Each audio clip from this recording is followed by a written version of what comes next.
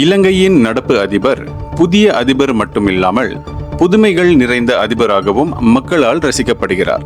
அந்த வகையில் அண்மையில் தமது தாயார் சுகவீனம் அடைந்த நிலையில் அவரை மிகவும் எளிமையான முறையில் ஒரு சாதாரண குடிமகனுக்கு என்ன வசதியோ அதே வசதியுடன் அரசாங்க மருத்துவமனையில் சேர்த்து விட்டுள்ளார்.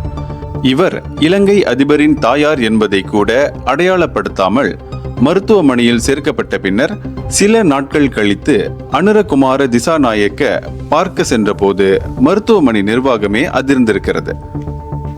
எப்போதும் மாட மாளிகைகளிலும் கூடல் கோபுரங்களிலும் வாழும் அதிபர்களின் உறவினர்கள் தாம் சுகவீனமுற்ற காலங்களில் அரச மருத்துவமனைகளில் சிகிச்சை பெறுவது என்பது எங்குதான் சாத்தியமாகிறது?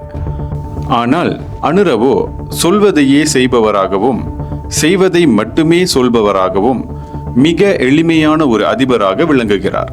உலக மக்கள் எல்லோரும் அவரை வாழ்த்துவது போல் நாமும் அவரை மனதார வாழ்த்துவோம். இந்தியர்களின் இதய குரல் மக்களோசை.